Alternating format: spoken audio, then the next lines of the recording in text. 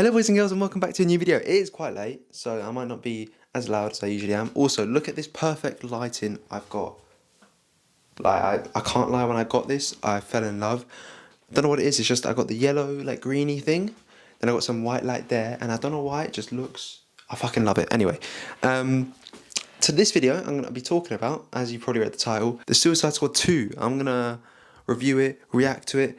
You know, I've clocked every time I do a video, my opinion changes not straight after, but a little while after. So everything you hear me say here, don't take it too seriously, because chances are I'm going to change my mind anyway, because people change their minds. Starting off, just simply, it was much better than the first one. I was less confused about what was going on. It was more of a comedy, action kind of movie, and I thought Margot Robbie, Harley Quinn, would be like the main one, because she's the only remaining one, or one of the remaining few ones. Everyone knows her. You know, it's like, it sounds like a safe bet, but it wasn't. It was actually quite evenly balanced between all like the characters. Spoiler alert, obviously. Good quick spoiler alert now. Just click off if you're gonna watch it. Idris Elba's character I quite liked. I liked the rat girl. I liked all of them. Quite disappointed that they wasted like some of the characters at the start. Like, I would have liked to see Pete Davidson's character more, because I just like Pete Davidson. So that was a bit like, fucking shit. At the start where he just got fucked. That whole team just got fucked. I mean, it was probably for the best, because it would have been too many people to like look over, talk about. Weasel was quite funny at the start where he dies, and then at the end he's obviously still alive. That was quite good.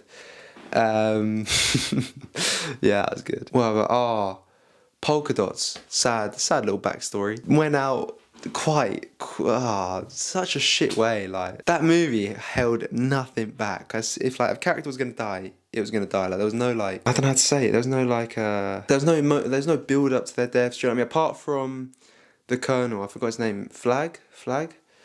That was sad. That was like, do you know what I mean? Like, I liked his character. It was quite sad. But then I also liked the change in making John Cena's character, the antagonist, whatever his name was, Peacemaker. Yeah, his character was interesting. I like the Idris Elba and John Cena scene at the start where they kill the rebels by accident, thinking they were the enemy. That was good. That was funny. Kind of reminded me of Deadpool with the gore and their take on comedy, though Deadpool obviously executes it better, in my opinion. Yeah, I was surprised by the amount of gore there was in that. I would have thought, you know, 15, there wouldn't have been that much. Though I'm not complaining, obviously. I'm just surprised. I didn't expect it.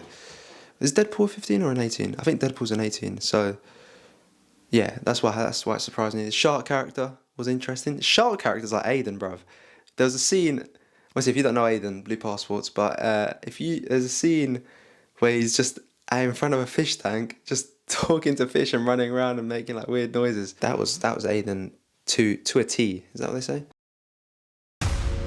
Matt is new friends.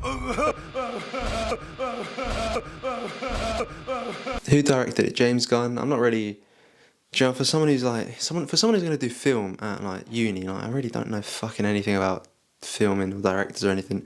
Let me look up. I'm gonna look up what James Gunn has done. Oh shit. Okay, this man fucking knows what he's doing. Clearly knows what he's doing, because he fucking made a good film out of it. It's definitely left me a bit more like excited for Suicide Squad 2 compared to how the first one left the majority of people, I believe.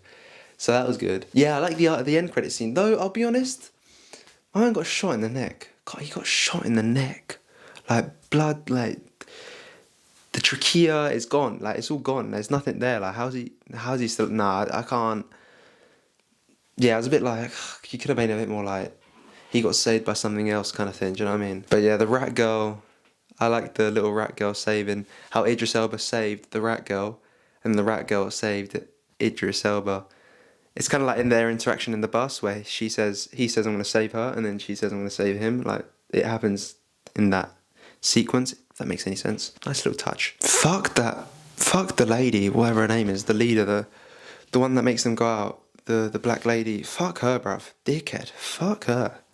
Oh, their aim was to make that character dislikable. They done a fucking amazing job, because disliked her very much.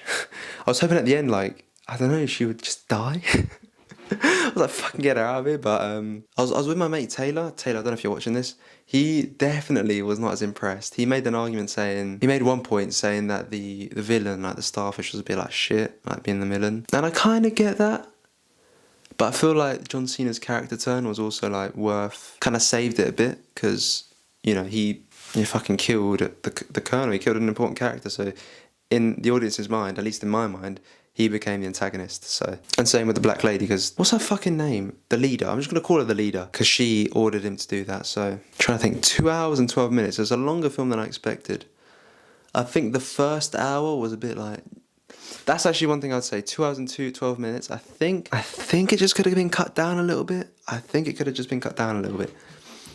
I think it was a bit too long. There were just some parts that were a bit unneeded. I don't know what parts are unneeded, but there's just some parts were dragged out. I can't specify, but parts were dragged out. Like the bit where the military leader's talking about his plan, where the guy Harlequin has sex with, like, no one cares. No one, like, because he didn't give off the main villain vibes, do you know what I mean? So, like, for me, it was a bit like, this character isn't that important. Why are we getting such a long story for him, unless he's got something else, which, obviously, at the time, I didn't know. Oh, which he didn't have anything else.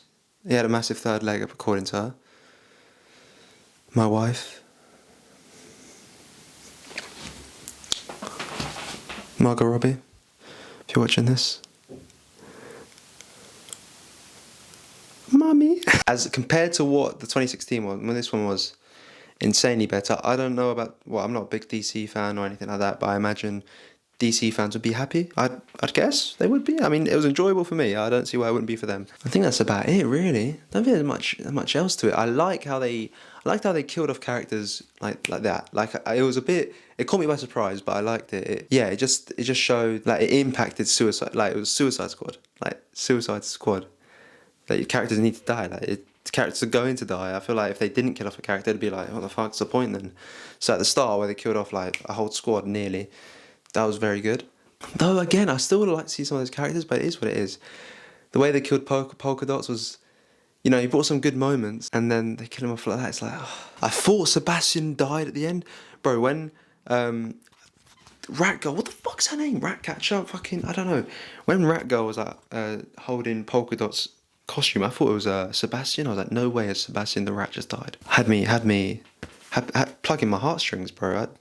I was more attached to Sebastian the Rat than Polka Dots. That was sad, isn't it?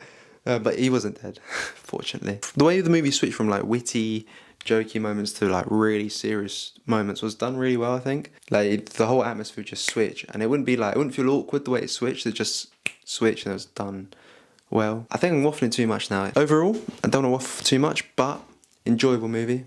Give it a watch if you have any time. Like, if you have a day where you're doing nothing, go give it a watch. Even if it's by yourself, take yourself out, treat yourself.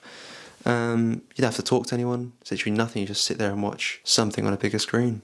So rather than sitting home, wasting time, watching Rick and Morty for the 5th time. So, yeah. Drop a like, subscribe. I'll see you guys in the next video. Goodbye.